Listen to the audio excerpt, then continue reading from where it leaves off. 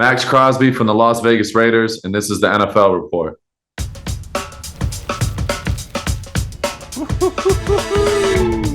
Yeah, baby, JP. Max Crosby lit it up for us last week, but we have a massive show today, James Palmer, as we have Buccaneers general manager Jason Licht. We're going to talk to him about trying to run it back with a 9-8 team, re-signing Baker Mayfield in the crew.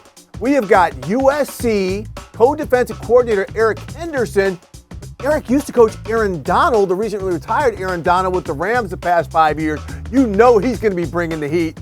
And also, Tom Pelissero, NFL insider, with all the goings-on that are ongoing in the NFL, JP. Hey, before we get started, man, have you watched, any of these conference tournaments in college basketball leading up to the NCAA tournament? No, I think my Buckeyes are the number 2 seed in the NIT, though. So I'll be capping the NIT tournament, apparently.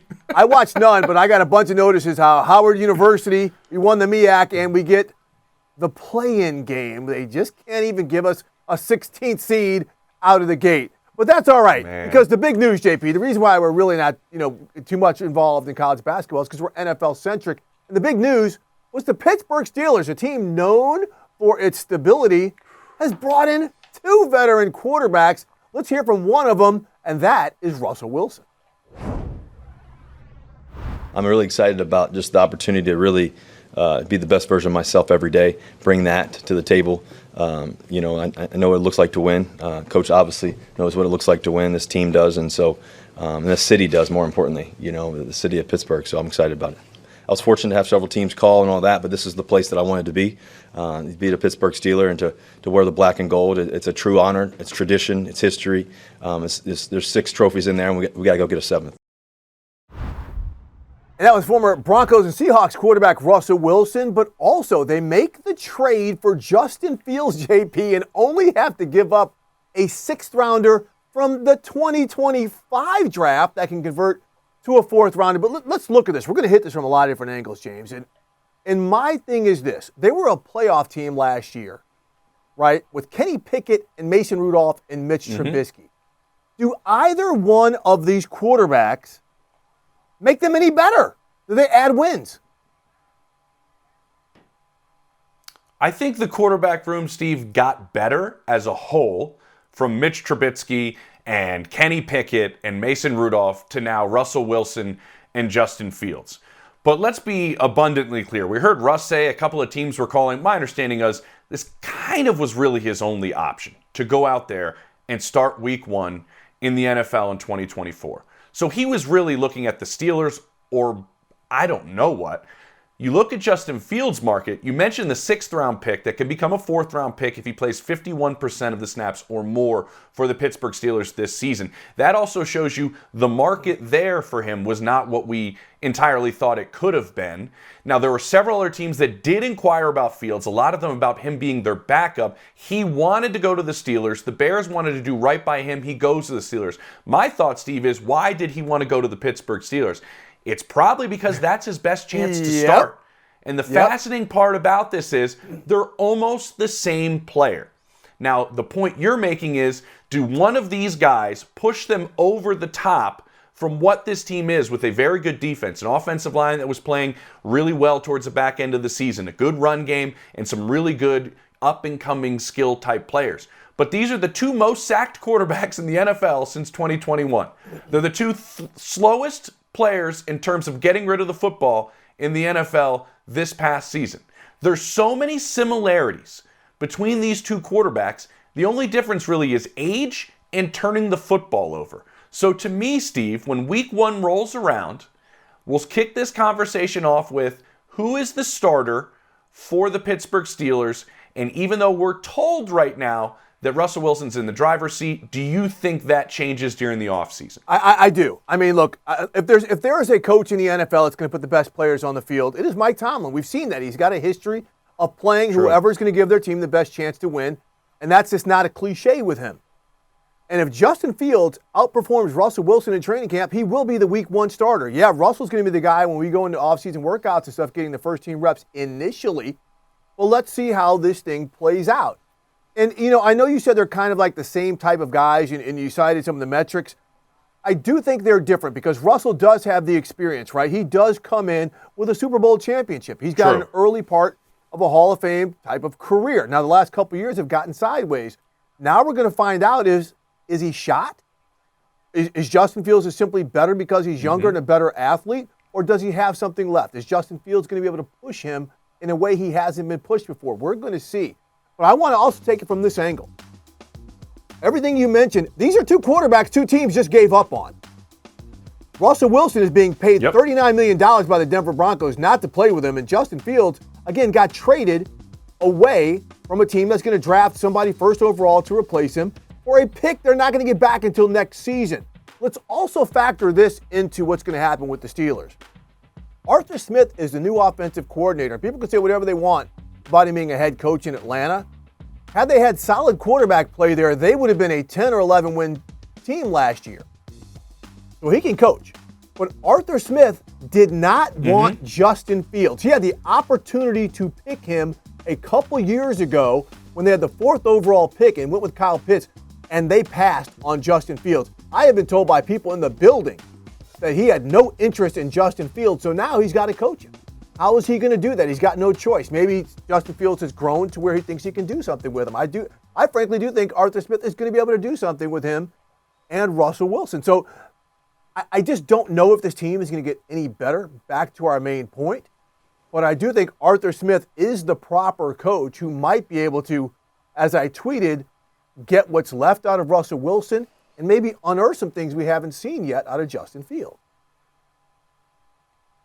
And that's what we're all looking for, Steve, because this really looks like a 1 year, let's see what you got for a lot of people involved in this situation. Yes. Probably Mike Tomlin included, Arthur Smith, both of these quarterbacks. And as they evaluate it, that's where I have the question of, if this is really considered a success, and for this to be successful, it might have to be that Justin Fields goes out there and wins the competition, Steve. And you're right, Arthur Smith gets more out of him than we'd seen anybody else get out of him. And that wouldn't be a stretch, in all honesty. He's gotten more out of Marcus Mariota than anybody else has ever had. He's probably gotten more out of Ryan Tannehill than anyone else has ever had as well. And I look at 25 years old. He's more explosive, more athletic, has a higher ceiling. They have a longer future. And this is a guy that could be beloved in the locker room in Pittsburgh just as he was in Chicago. But the problem, the caveat, the 4th quarter is just abysmal for Justin Fields. Like the worst quarterback rating we've seen in the 4th quarter in some time. Secondly, if they make the decision that Fields is the guy to go with, you do have to cater the offense to Justin Fields. That's always been the issue in Chicago, where they would kind of cater to him for a while, then they would get away from it, then they'd go back to it and get away from it. He has a specific style in which how he plays. That's hard to figure out in a sense, Steve, that if that's the way you want to go, you have to fully commit to it. And that puts you in a difficult spot when you're competing between two quarterbacks. I will say this, Russ protects the football. Russ protects the football in the red zone. He will make sure he doesn't hurt you, but at the same time, that style of play, Steve, was not sustainable this past year in the eyes of Sean Payton. It's not going to be sustainable in a division where, you have the reigning MVP in Lamar Jackson, you have Joey Burrow coming back, and in Cleveland, you've got Deshaun Watson or whomever ends up at quarterback, since they're signing every quarterback that's available right now. But you have 3 teams that are potentially better than the Steelers as well. So quarterback play is vital. We've heard their owner, Art Rooney, basically come out and say, okay, we're kind of tired of having this winning record thing. We want to get back to the Super Bowl play. One thing that we're seeing that this emphasizes more than anything, JP, is it is very hard to replace a franchise quarterback. Trying to replace Ben Roethlisberger, trying to replace just all around the NFL. It is not an easy thing to do. So, look, what a roll of the dice, so to speak. It's a low risk roll of the dice. Like you said, this could be a 1-year thing for everybody involved with the Steelers.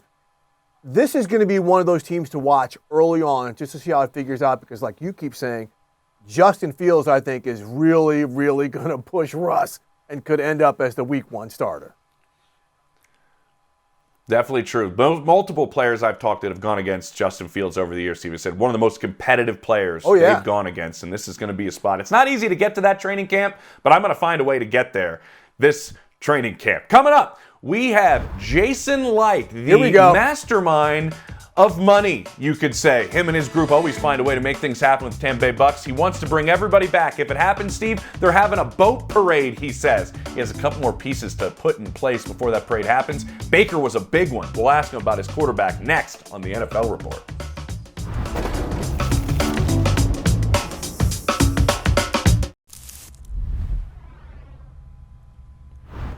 Welcome back to the NFL Report. James Palmer, Steve Weich with you, and we are lucky, Steve, to be joined by Jason Licht, the general manager of the Tampa Bay Buccaneers. And Jason, thank you so much for joining us. You're trying to bring everybody back. You're almost there. You're almost to the boat parade, but we'll get to that in a second. I want to start with the guy who lines up under center in Baker Mayfield. You liked him coming out of the draft. Your head coach had a relationship with him. You guys felt very good about him, but when you had him for this year, what did you learn maybe about him you didn't know that maybe puts you over the edge, Jason, that goes, we have to bring back Baker Mayfield? Well, we always knew that he was a super competitive player, super competitive person. He's got that moxie to him. That's kind of what made everybody, the people that loved him coming out, that's what made us love him. I guess the leadership. I knew he was a good leader. He had that reputation, but I just wasn't. It was the extreme leadership that he showed and took over the team right away. And that's, he was part of the straw that stirred the drink this year. And, just with his leadership and his toughness, and, it was our identity this year.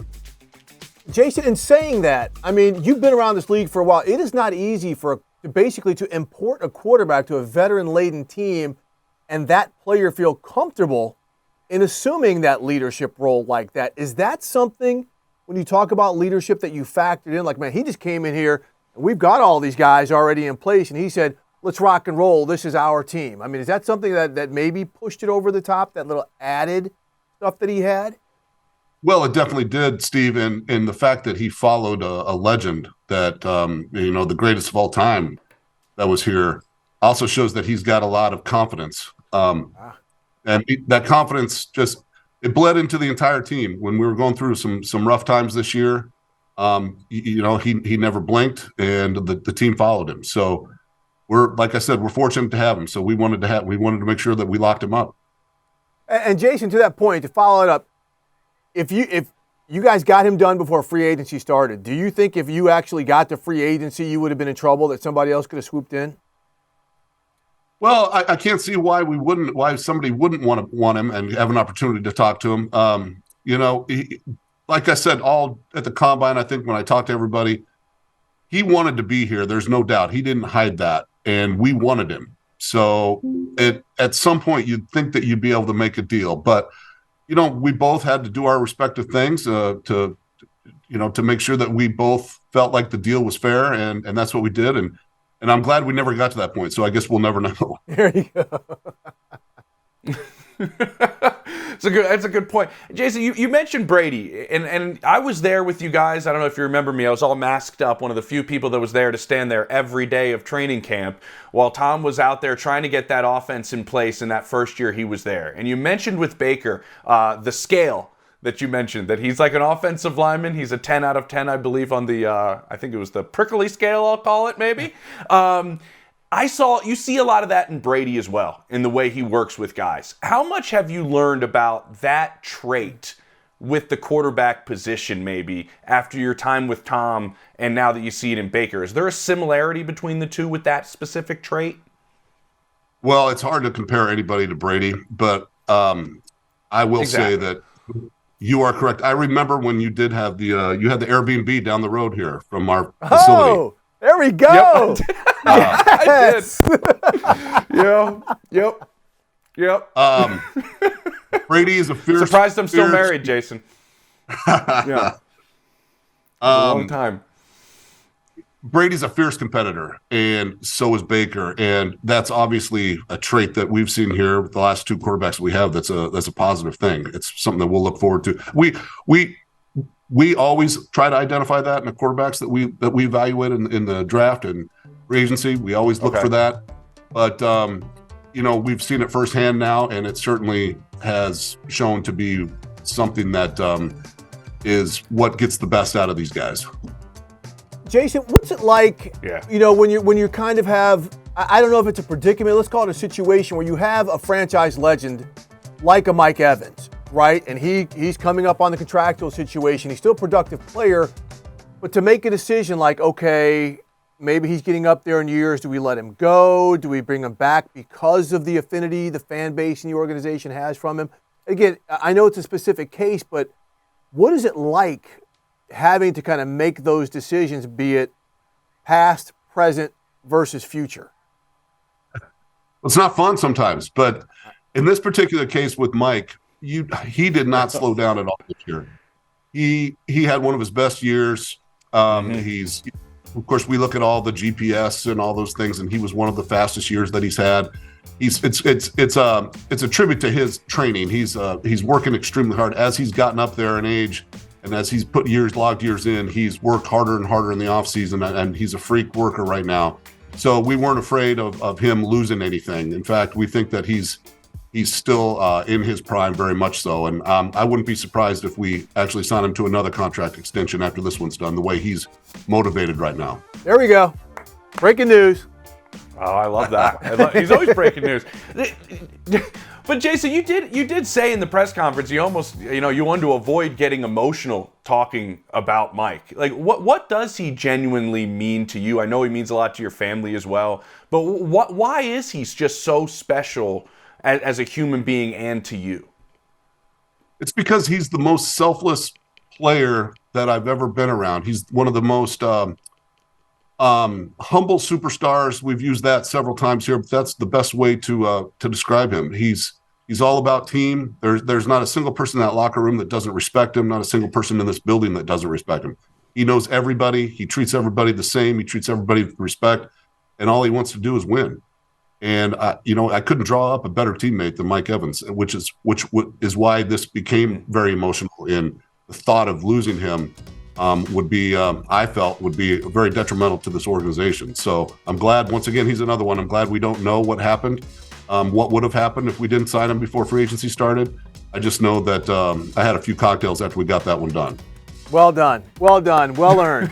Yeah, I think everybody wanted him. That's right. So Jason, when you guys re-signed several of your own players, we always hear teams try to say like, hey, the goal is to always draft, develop, and re-sign. But why why this commitment to this team? I mean, we know you guys made the playoff run last year, but why maybe not go out and refresh certain guys? Is there a certain thought to say, hey, we know we can take these guys that we had and get to the next level? Or kind of what was the thinking about re-signing so many of your own guys? Well, we've still felt like they were very good players, and they're not slowing down, and they were a big reason why we were able to get over the hump last year when we were 4-7. All of these players that we re-signed, Levante David, Mike Evans. I mean, these two are going to put. I think they're Hall of Fame players, and they're still playing at Levante. We haven't talked about him. He had one of his best years too. So must be something in the water in Tampa for him and Mike to be playing the level that they are, and we'll take it. What also happens in Tampa is what happens in the great state of Florida, Jason, is no state income tax.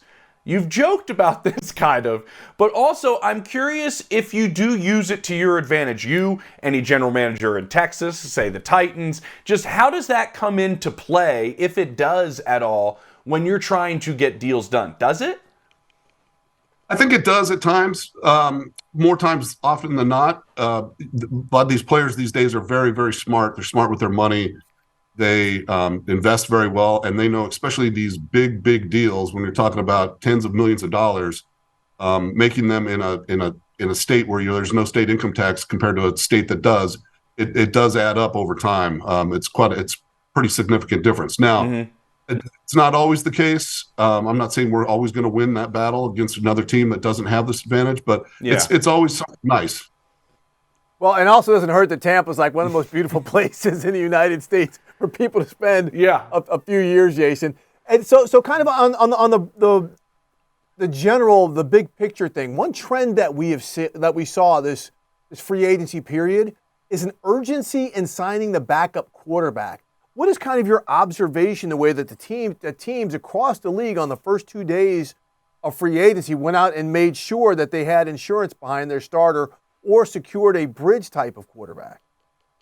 Well, it's a very important position. If the starter goes down, normally that means the season's over for a team. If you have a good player, you saw it this year with the Colts, that they could rally with Gardner and almost made it and had a pretty good year. You don't want to be in a situation where it's over if the starter does go down. And we don't feel that that's the case here at all. We like Kyle a lot.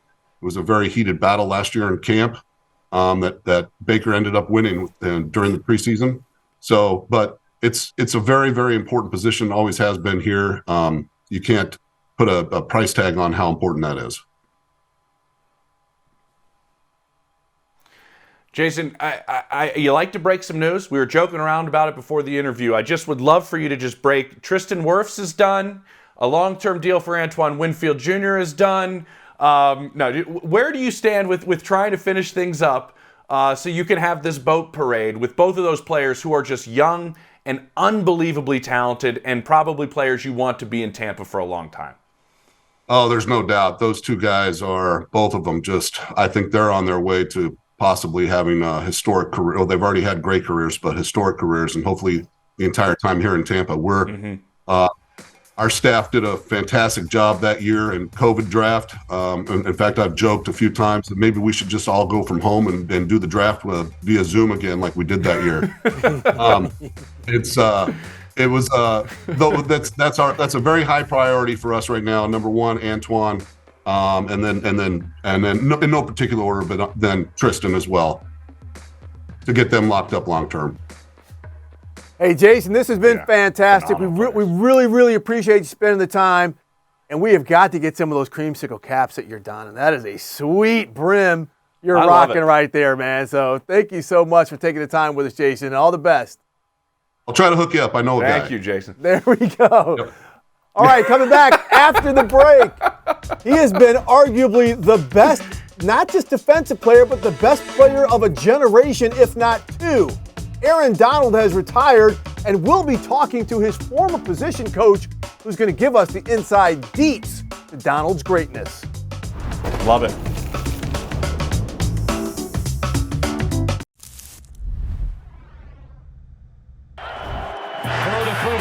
He's sacked. He throws it away. Aaron Donald got there, and you can build that man's statue out SoFi Stadium right now. The greatest of all time on defense does it in the biggest moment of Super Bowl 56.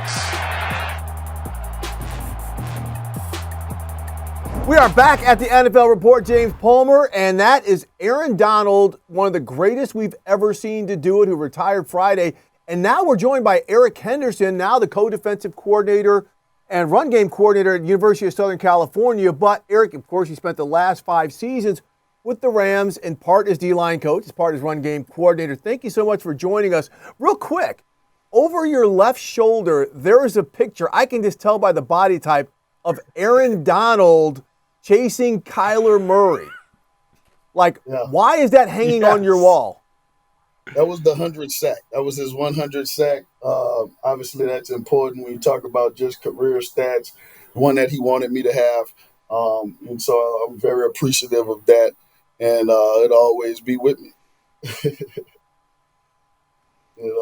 I love it. Is that guy right there tweeted out, he's very thankful. Quarterbacks around the league, Eric, are very thankful that Aaron Donald is hanging it up, just unlike any other player we've really ever seen. And the first thing that jumps to my mind is the way he rushed the quarterback from the interior. Now that he has officially retired, has he changed the position in the NFL in any way in your mind? No doubt. I mean, you talk about a guy he is the best in the world at what he does. You talk about just redefining the interior defensive line position from a skill set standpoint, from a above the neck standpoint. I talk to guys all the time, that they want to talk about his athleticism and the way that he rushed the passer. But this guy's above the neck approach to the game was just of an elite player, and that's why he was able to do so much on the football field. He understands what's happening prior to the ball being snapped. He understands blocking schemes. He's very aware to know that he dictates the protection, and that there's going to be so much attention dedicated to him. And so, how can we find ways to get free? And so it was a challenge for myself as a coach, which made me better. And so I'm grateful for that. And it was a challenge to him week in and week out, seeing protections that you just don't see, and you can't scout for them because they don't necessarily show that prior to playing us. So we have to anticipate those things week in and week out. And that's where we both got better when you talk about this guy, what he dictates, and then myself as a coach having to figure out ways to help him. Okay, Eric, right, let's since you got us in this pocket, when you guys played the Eagles early last season, Jason Kelce told me post-game, because I was like, you were asked to do something I've never seen before out of a center, and that was to basically track Aaron Donald, regardless if right or left side of wherever he aligned, to make sure you had a constant double team on him. He said he'd never done that before in his career. What was that game like, seeing what the Eagles designed to stop one player in particular? No doubt. First of all, you credit the Eagles in terms of what they were able to do. And when you have a veteran offensive line like the guys that those guys are, it allowed them to be able to do that. And then when you talk about Kelce, who's one of the best at the position to ever play the game as well, being able to do something I had never seen before in my life. And I don't think I've ever seen it after us, and I haven't seen them dictate that protection prior to playing us. And so, again, when you talk about the greatest to ever play the game, it's smart. It was they were able to get it done, but it also challenged our unit up front. When you talk about the young guys that we had and have, and so we're able to go into the meetings after that game as to, show these guys how disrespectful it was when you talk about them dedicating this much attention to Aaron Donald. We have to get better, guys. We have to get better around him, and we cannot allow teams to be able to do that. And even with the type of players that they have, when you talk about the Lane Johnsons and, all those guys that were just some really good football players, I don't feel like they had to do that, but they did. And they had some success doing that against us, and so credit to those guys. And but we were able to get some pressure on the quarterback as well. But obviously, that quarterback made some plays, and so they did a good job that week. Eric, I'm curious. Our good buddy Albert Breer, who writes for Sports Illustrated, came out this morning with an article about Aaron and talked to Jeff Fisher. And Jeff Fisher kind of said, we saw offensive coordinators almost have two call sheets. One when Aaron was in the game, and then plays that they would call when Aaron was taking a break. Did you 100%. see that during your time with Aaron, that actually there were plays that were kept on the shelf while he was in the game? It's so funny. I mean, me and AD would be on the sideline, and I'm like, he's like, Coach, just give me two. I'm like, God dang it, bro. Like, you good? Hurry up. And then I'm like, they're about to take a shot right now. So we laughing, we already know. And he's on the sideline. And I mean, that's when they taking shots, because they feels like they can get the ball down the field at that time, because they feel like they'll have more time to design those routes that can get down the field. And so, like, we knew all of those things. So we had different calls as well. We were playing accordingly as well, understanding what those situations were, knowing, and that's why they never really hurt us, because we understood those things. And so it's awesome. It was it helped us stay ahead of on the call sheet as well, because we can plan the right way. And so but it was just different. And, and there'll never be a guy that can change the game like that. I don't think, he's special. He's special in his own right. And I love him to death, man. And, I'm so happy for him, excited for him, for his family. I can't say enough great things about this guy. So Eric, in saying all of that, what's left? I mean, like, okay, so with the Rams, again, you don't have to necessarily be specific about what could happen, because you can't replace Aaron Donald. But how does the team now compensate for losing somebody who caused other teams to game plan for a specific player, who was absolutely disruptive even when they did. Like, how do you compensate now? Steve, right? The good thing is that I think that Sean's going to do and Les need to do a tremendous job of getting the right guys in there that'll be able to help the defense out. You know, I think obviously you can't ever replace a guy like Aaron Donald, but you can get a couple players that can help at least get some pressure on the quarterback, you know, do some things in the run game if you strategically get the right kind of guys in there. And, you know, Chris Schuler's going to do a great job in terms of calling the defense. I'm very confident in that. Got some great coaches over there with him now, Giff Smith, you know, Aubrey Pleasant and, you know, Joe and AC. Like, those guys will do a really good job on that defensive staff. And they'll put the guys in position to have success. Not to mention you got the younger guys that are the Kobe Turners and the Byron, you know, Youngs. Those guys will continue to get better as well. But there's no way you can replace AD. You can't even go into a situation thinking that you'll even have that type of success.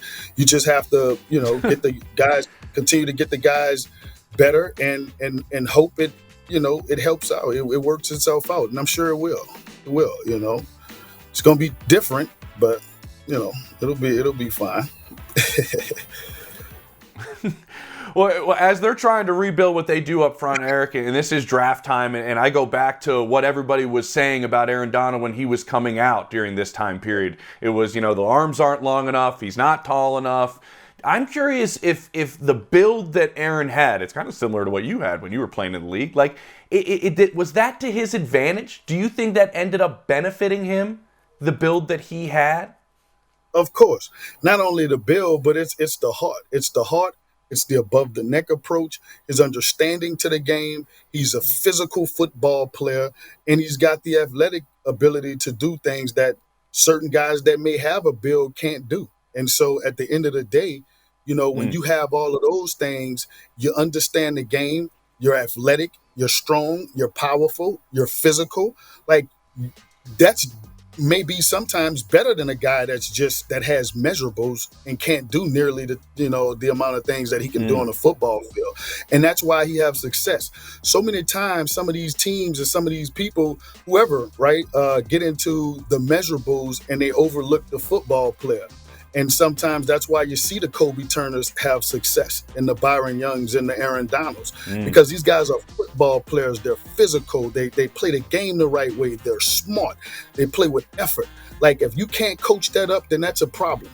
And so, like, those are the type of guys that you want to have on your defensive line if you can build it with those guys. And then when you get some of the guys that do have the measurables, that's a plus. But you don't just overlook some of those guys that have some of those intangibles just because they're 6'1", don't have the longest arms and all of that. I embrace that, you know, as a coach. And those guys took that as chips on their shoulders as well.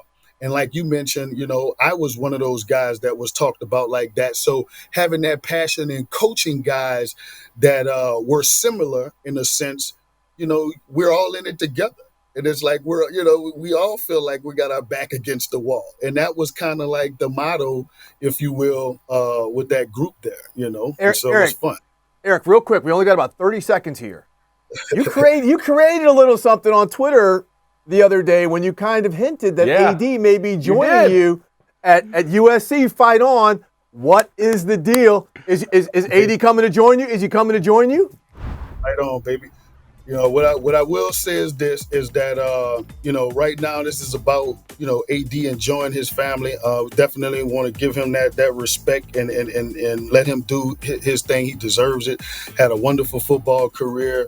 You know, would love to have him should he decide to make that type of decision, but that's not something that I don't think is in his, you know, he's going to do right now. He's going to enjoy his time with his family, which he deserves, and we'll see what happens from that standpoint. But of course, you know, you'd love to have him here, you know, if that works out. So I'm sure you can convince him to make a guest appearance. Hey, Eric, we cannot thank you enough for joining us, man. This is awesome insight. It's one of the greatest players. JP and I will be sitting close to you 5 years from now in Canton, Ohio, when AD is putting on that gold jacket. But thanks so much for joining us, Coach. Thank you guys for having me. Really appreciate it. This is awesome. Anything for AD, I love him. and I'm looking forward to watching what's to happen next. All right, fight on. All right, coming up next. I love it. On the NFL report, Justin Fields. He is now a Pittsburgh Steeler. We're going to have a lot more conversation on that when we're back after the break. Roll the tape, LC.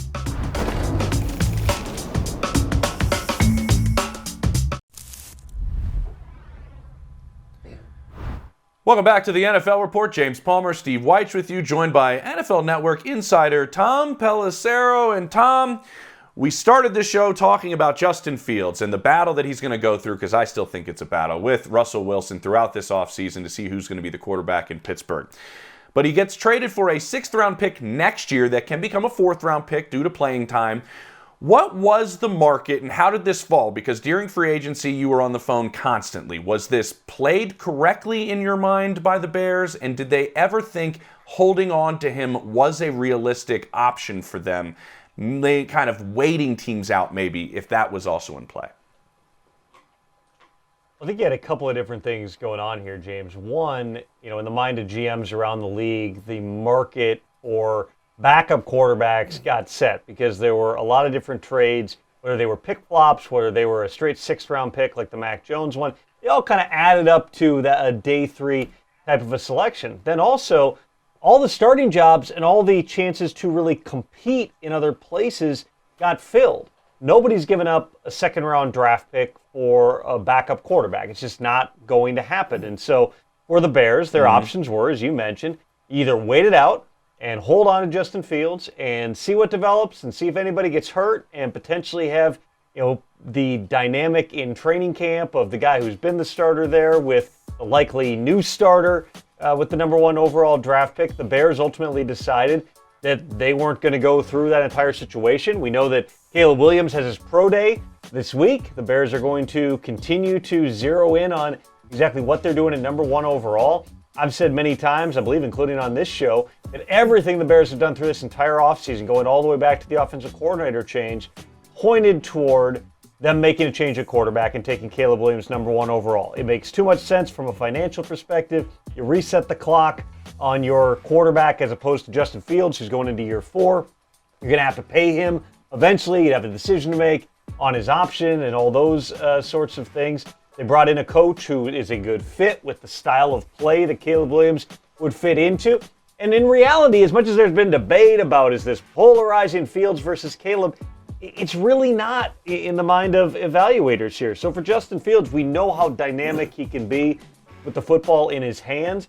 He doesn't always play on time. He doesn't always get the ball out in rhythm. If you're going to play the style of offense the Bears want to, you want somebody who maybe plays a little bit more like that. And so now he joins Russell Wilson in Pittsburgh, where Russell Wilson's another guy who's never really in his career played on schedule. He's always been about creating outside of the pocket. You're going to build a style of offense that fits Russ. They made abundantly clear to Russell Wilson, you are the starter even after the Justin Fields trade here. I would anticipate Arthur Smith coming up with a lot of different things to account for the way that those guys play the quarterback position here. They're going to run the football a ton. I mean, that's the other thing with the Steelers offseason is go through and look between trading away Deontay Johnson, they cut Allen Robinson, they do have George Pickens, who's going to be a high-volume player, but there may not be a lot of footballs to go around here. Either way, they're going to run the heck out of the football, and having guys like Russell Wilson, even though he is as elusive, as quick as he once was, probably not. Justin Fields is.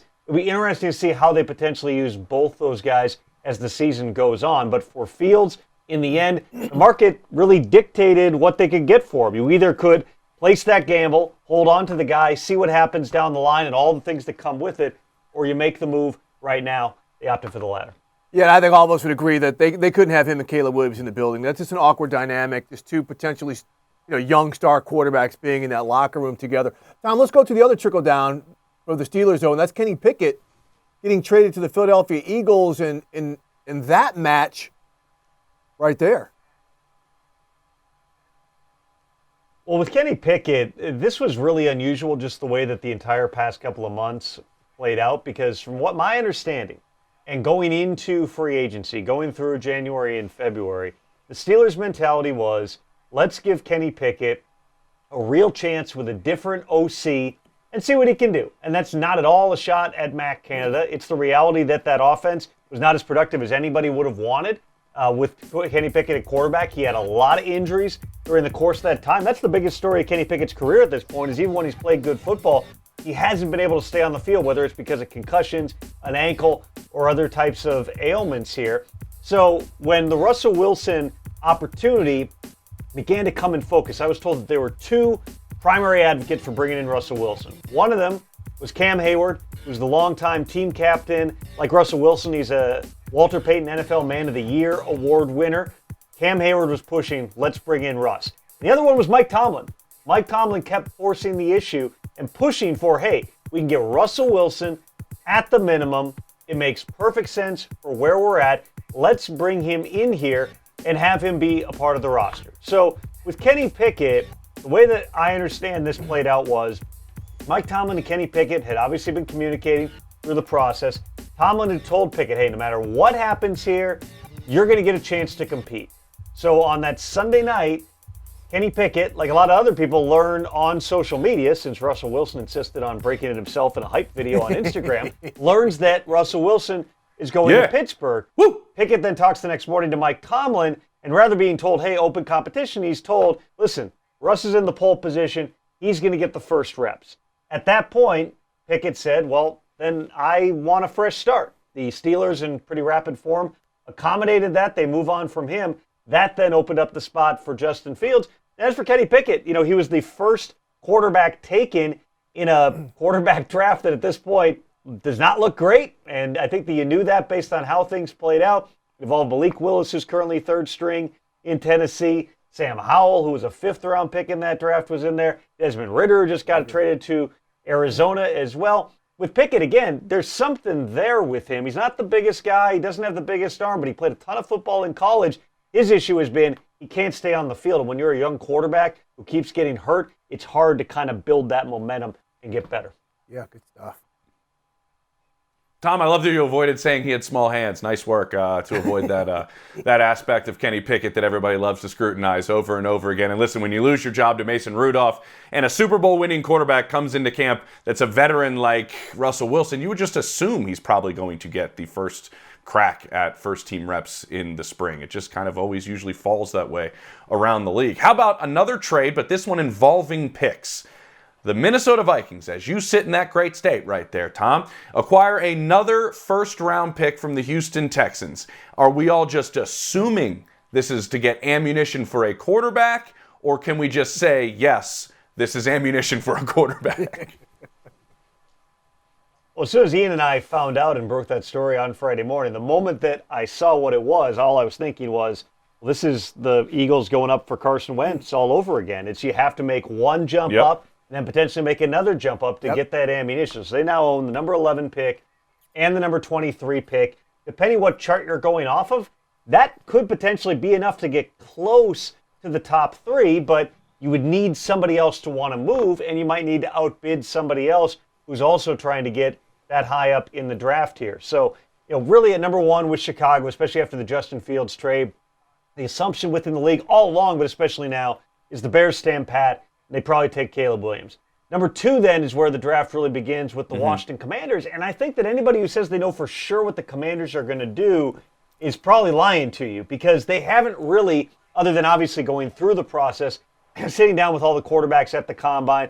Josh Harris, who was the owner, is in those meetings. Bob Myers, the former NBA general manager, who seems to have his finger on everything that they're doing in the football operation right now, he's a part of those meetings as well. They're obviously doing their due diligence on those guys, but to say that it's Drake May, another North Carolina quarterback, a couple of years after they took Sam Howell, whether it could be Jaden Daniels, all that's kind of uncertain here. And because number two is uncertain, that also generates some uncertainty around number three, where the Patriots have an obvious quarterback need, but they have to see exactly how those first two picks fall. So there's a lot of different things that could play out here in the coming weeks with Kwesi Adofo-Mensah, who's always thinking ahead on these things and strategizing, and he's done a lot of deals that involve pick flops and future picks and current picks. And he did that here. He gave up a second-round pick next year and this year's second-round pick to get that number 23 overall pick. Could they stand pat at 11 and 23 and take two really good players? Sure, that's certainly a possibility here, but I think it's also an acknowledgement at minimum that forget even those top 3 quarterbacks. If you're talking about, let's say, the 4th quarterback, Right. maybe it's J.J. McCarthy, that guy might not be there at number 11 either, so you at least want to have the flexibility to move up. You do that by making an early trade that, by the way, allows Nick Caserio to do what Bill Belichick and Nick and everybody did in New England for years, which is stockpile those second-round picks and build your roster from Stack there. those picks. Trade back. Hey, Tom, and this is just me, I mean, just a radar kind of going off a little bit.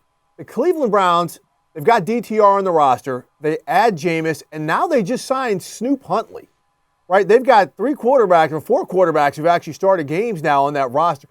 Are we sure that Deshaun Watson is on schedule to return medically? I mean, just seeing all these quarterbacks being added all of a sudden is just one of those things that to all of us journalists that kind of set off a little bit of a, maybe a little bit of an alarm, if you want to call it an alarm. I don't think it's that. But why are they all of a sudden signing all these guys?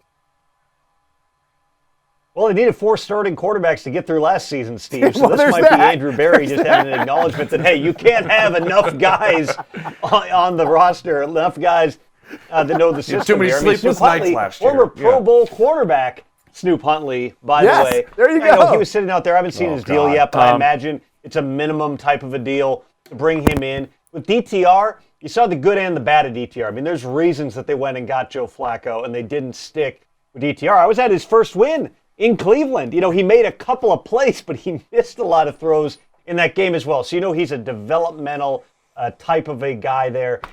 Again, it took a lot of quarterbacks to get through last season. Deshaun Watson, everything I've heard is that everything is on schedule in terms of his recovery. He's battled a lot of injuries. You know, he's been beat up. He was beat up last season. That wasn't the only injury that he had here. So being able to have additional guys in, you're going to bring 4 quarterbacks to camp anyway. And based on the Browns' recent history here, why not have it be 4 guys who all have starting experience in the event that something happens and you end up needing more than one? There you go. All right, hey, Tom. Speaking of more the merrier, Tom, when are we Go ahead, going to JP. hear from the insiders again? Yeah, more the merrier.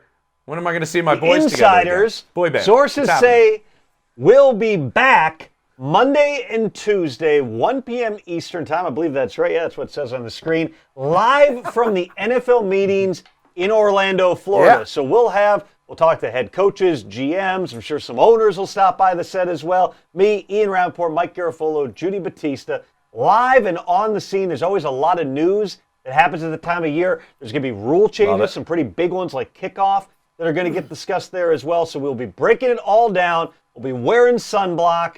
We'll be having a good time out there, slowly melting in our suits, Orlando, Florida. Can't wait. The Insiders back next week, guys. Hey, Tom, I'll also be Happiest there. You place know, on earth. if I can get a ride on the set too to maybe make an appearance, you know, that'd be awesome. So I will see you down in Orlando. You're always welcome, Steve. Come on. There we go. Hey, Come on over. There we go. Let's do it. And when we come back from the break, Love it. what are some teams we haven't really been talking about that maybe have made some subtle moves that could help? Could I got the New one. York Jets I got one. be part of that without Aaron Rodgers, JP? When we come back on the NFL report, we're going to wrap things up with some things that will make you go, Oh, Steven.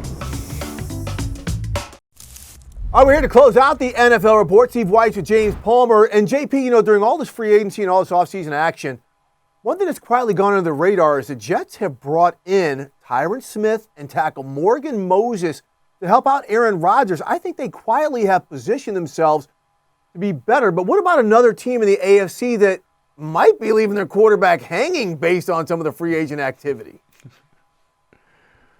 Watching the Chargers, Steve, with these 4 players that were all massive cap hits. Joey Bosa ends up restructuring. Khalil Mack restructures. They stay. Both receivers are gone. And Mike Williams and Keenan Allen. Now it's Quentin Jefferson, I think Johnston, and Joshua Palmer. No relation.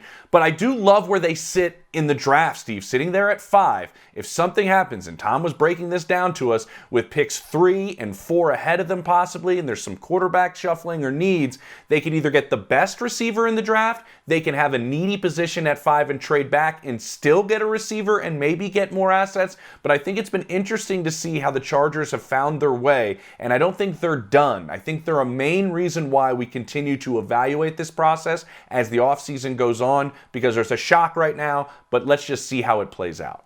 Very good point. Don't forget to check out the NFL Report Thursday, where we got a big show coming right here. We've got people. We're going to be talking a lot more draft with those two handsome guys, James Palmer, Steve White, to be with you. We are also a podcast.